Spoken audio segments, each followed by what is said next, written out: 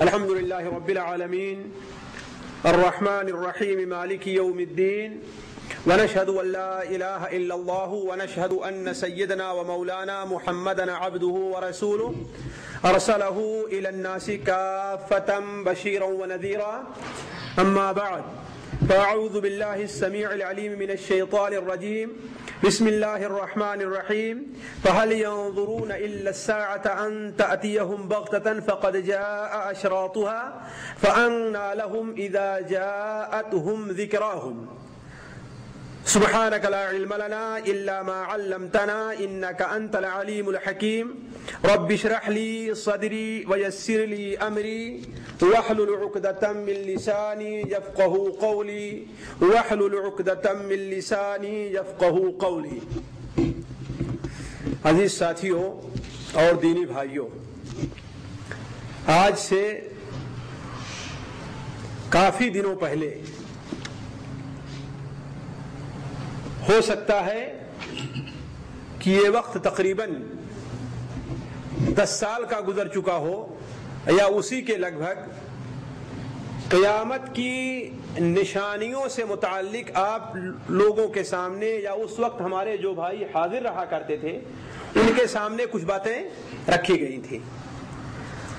ضرورت کے پیش نظر اور خصوصاً وقت حاضر کو ملحوظ رکھتے ہوئے چند باتیں وہ دوبارہ آپ لوگوں کے سامنے رکھی جا رہی ہیں، جس سے متعلق سب سے پہلے یہ بات ہمارے اور آپ کے ذہن میں آنی چاہیے کہ اللہ تبارک و تعالی نے بندوں کے اوپر جن چیزوں سے متعلق ایمان لانا ضروری قرار دیا ہے یا بندوں کے ایمان کا رکن جن چیزوں کو قرار دیا ہے، اس میں ایک چیز آخرت پر ایمان لانا بھی ہے کہ نہیں؟ مدرسے کے اندر، مکتب میں ہم اور آپ پڑھتے ہیں آمنت باللہ وملائکتہ وکتبہ ورسلہ والیوم الآخر وبالقدر خیرہ وشرہ من اللہ تعالی والبعث بعد الموت، ہے نا؟ ہم ایمان لے آئے اللہ پر، اللہ کی کتابوں پر، اللہ کے رسولوں پر، اللہ کے فرشتوں پر، یوم آخرت پر، اچھی اور بری تقدیر پر. تو بندے کے ایمان کے کل رکن کتنے ہیں؟ 6 رکن ہیں. بندے کے ایمان کے 6 رکن ہیں جن کے اوپر ایمان لانا ضروری ہے. اور اسلام کے رکن کتنے ہیں؟ 5 ہیں. اسلام کے رکن کل 5 ہیں: شہادتیں، نماز، روزہ، حج اور زکوٰۃ. یہ 5 رکن کس کے ہیں؟ اسلام کے. اور 6 رکن کس کے ہیں؟ ایمان کے ہیں. 6 رکن ایمان کے ہیں: اللہ پر ایمان، اللہ کے فرشتوں پر ایمان، اللہ کے نبیوں پر ایمان، اللہ کی کتابوں پر ایمان، یوم آخرت پر ایمان، اور اچھی اور بری تقدیر پر ایمان. اللہ کے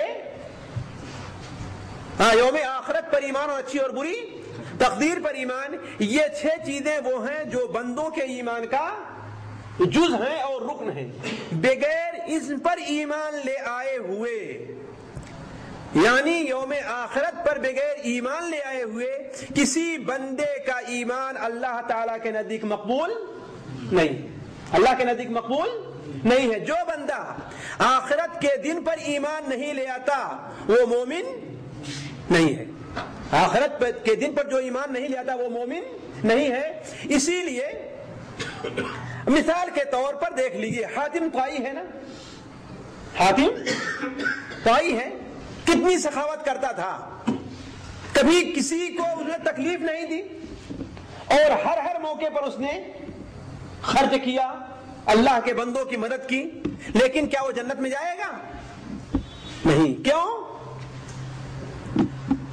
اس بات کا جواب ملتا ہے حضرت عائشہ رضی اللہ تعالیٰ کی اس حدیث سے کہ عبداللہ ابن زید ابن جدعان مکہ مکرمہ کا ایک بہت مالدار آدمی تھا، اور مالدار ہونے کے ساتھ ساتھ بہت سخی تھا. کیا نام ہے ان کا؟ یاد رکھیں گے، عبداللہ ابن زید ابن جدعان. ابن جدعان کے نام سے وہ مشہور تھا. کیا؟ ابن جدعان.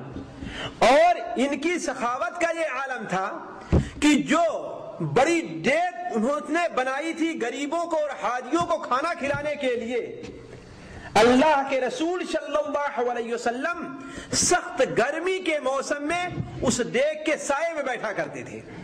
کتنی بڑی ڈیگ رہی ہوگی ذرا بتائیں آپ، کہ دوپہر کے اندر اس ڈیگ کا سایہ اتنا ہوا کرتا تھا کہ اس کی سائے میں انسان بیٹھ جائے۔ سوچیں کتنی بڑی رہی ہوگی، شاید آپ لوگوں نے دیکھا نہ ہو اتنی بڑی ڈیگ، کہ دیکھا ہے کہ جس کے سائے میں انسان بیٹھ جائے، اور اس کے اندر جو کھانا پکا کر کے یا اس وقت کھانے کی جو چیز ہوتی تھی وہ جو رکھی جاتی تھی تو گھوڑے پر چڑھ کر کے رکھی جاتی تھی، یعنی اتنے اونچا تھا وہ، تو وہ حاجیوں کو کھانا کھلایا کرتا تھا۔ تو حضرت عائشہ رضی اللہ تعالی عنہا نے ایک دن نبی صلی اللہ علیہ وسلم سے پوچھا، اے اللہ کے رسول،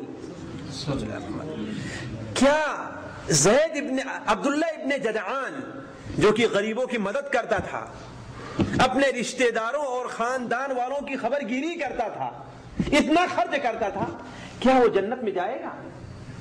تو آپ نے کیا فرمایا؟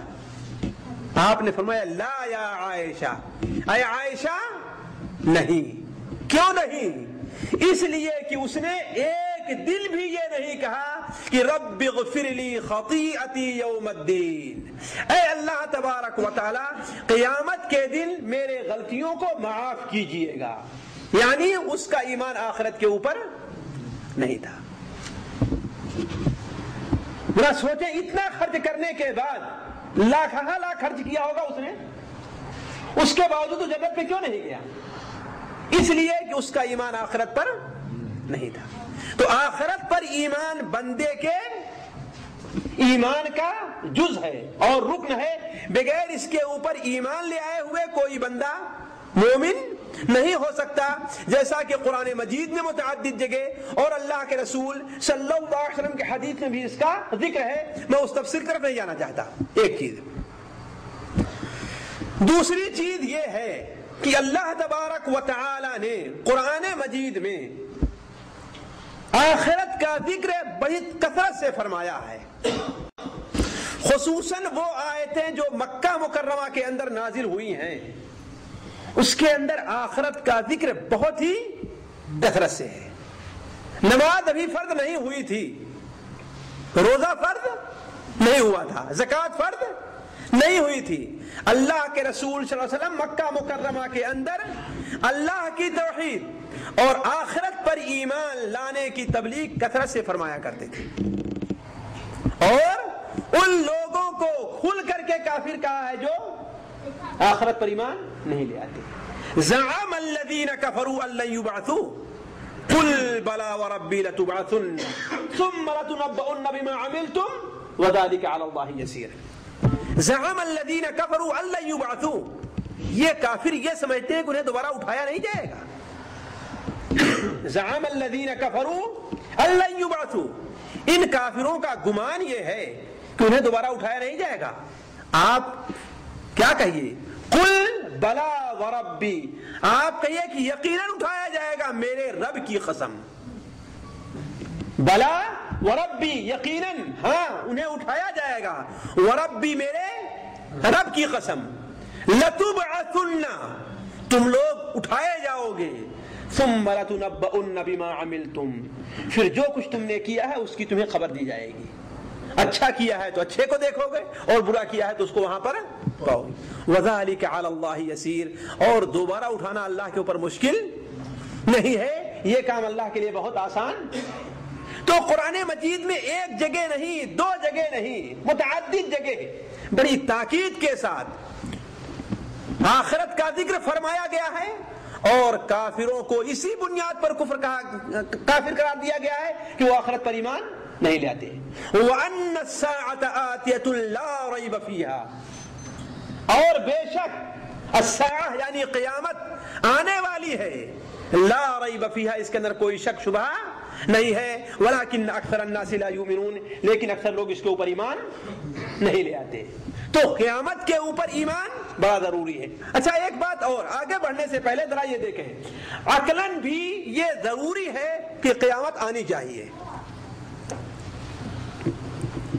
عقلاً بھی یہ ضروری ہے کہ قیامت آنی چاہیے۔ کیوں؟ دو اعتبار سے۔